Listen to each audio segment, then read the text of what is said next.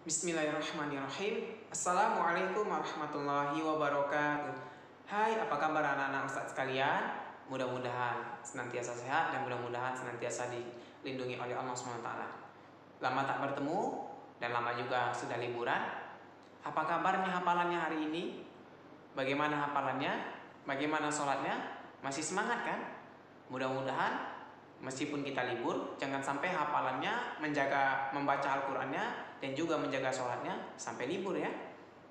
Tetap semangat untuk membaca Qurannya. Sudah lama tidak bertemu, hari ini kita akan kembali belajar tahfiz Al-Quran. Masih ingat kan nih? Udah sampai mana aja hafalannya? Nah, pada hari ini kita akan kembali belajar ya. Insya Allah surat yang akan kita pelajari adalah surat Abasa. Surat ini terdapat di juz 30, surat ke-80 di dalam Al-Quran. Nah, pada tahu nggak nih, surat Abasa itu bercerita tentang apa? Nah, mungkin udah pada tahu, tapi insya Allah Ustaz akan sedikit membahaskan kisah daripada surat Abasa ini. Surat Abasa itu adalah surat yang turun ketika satu hari Rasulullah Shallallahu Alaihi Wasallam sedang berbincang-bincang dengan para pemuka Quraisy, orang-orang Quraisy yang ada di kota Makkah. Dia ingin berdakwah kepada mereka karena mereka adalah pemuka-pemuka kaum Quraisy. Ketika dia sedang berdakwah, sedang berbicara dengan orang-orang pemuka-pemuka Quraisy, para pimpinan-pimpinannya, maka seorang sahabat Nabi yang bernama Abdullah bin Umi Maktum. Siapa namanya? Ya benar, Abdullah bin Umi Maktum. Sahabat Nabi ini adalah seorang yang buta, tetapi dia orang yang sangat rajin sekali datang ke masjid. Dia tidak mau tidak mau untuk absen sholat di masjid, sekalipun dia seorang yang buta. Maka karena itu dia datang kepada Nabi. Untuk apa dia datang? Dia datang ingin bertanya kepada Nabi tentang ayat-ayat dalam Al-Quran. Dia ingin diajarkan oleh Nabi.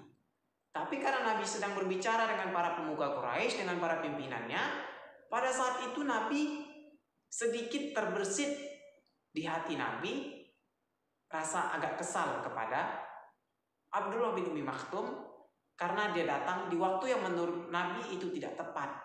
Kenapa tidak tepat? Karena Nabi sedang berdakwah, sedang berbicara dengan para pimpinan. Maka karena itu ketika itu wajah Nabi sedikit berubah.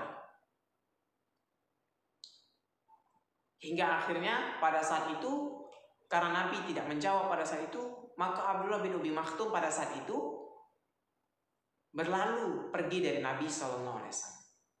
Hingga akhirnya Nabi ditegur oleh Allah SWT di dalam surat Abasa. Ketika Nabi disebutkan, Nabi itu bermuka masam. Ketika datang seorang yang buta, yakni Abdullah bin Umi Maktum, ingin bertanya tentang perkara-perkara agama. Nah, itu dia kisahnya. Makanya, salah satu pelajarannya, jikalau ada orang yang bertanya pada kita, dan kita mengetahuinya, ataupun seorang ustadz ditanya oleh murid-muridnya dan ustadznya bisa menjawab, maka hendaknya ustadznya juga bisa menjawab, agar kita juga menjawab pertanyaannya.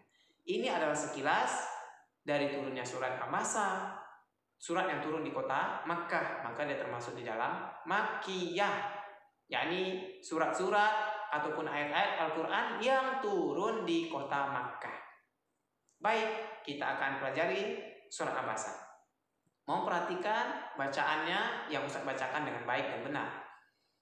A'udzu billahi minasy syaithanir rajim. Bismillahirrahmanirrahim. Abasa wa tawalla. Diperhatikan bacaannya baik-baik. Abasa wa tawalla. Ketika mengucapkan huruf ain, abasa, maka agak ditekan, keluarnya dari tengah tenggorokan. Maka bacanya abasa wa tawalla, abasa wa tawalla. Abasa wa tawalla. Anja'ahul a'ma. Anja'ahul a'ma. Ketika nun mati ketemu dengan jim, maka dia ikhfa, maka dia disamarkan, didengungkan. Jadi bacanya anja'ahul a'ma. Anja'ahul a'ma. Ayat ketiga, wa ma yudrika la'allahu yazzakka. Wa ma yudrika la'allahu yazzakka. Wa ma yudrika la'allahu yazzakka. Wa ma yudrika la'allahu yazzakka. Maka diperhatikan baikan bacanya ketika wa ma yudrika la'allahu yazzakka. Oke, saya akan bacakan ayat 1 sampai 3. Kita ulang-ulang coba ya. Abasa wa tawalla anja'ahul a'ma.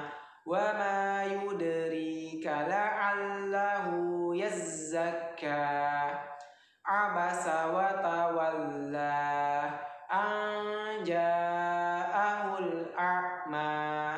Wa ma yudrika la'allahu yazzakka. Abasa wa tawalla anja'ahul a'ma. Wa ma yudrika la'allahu yazzakka.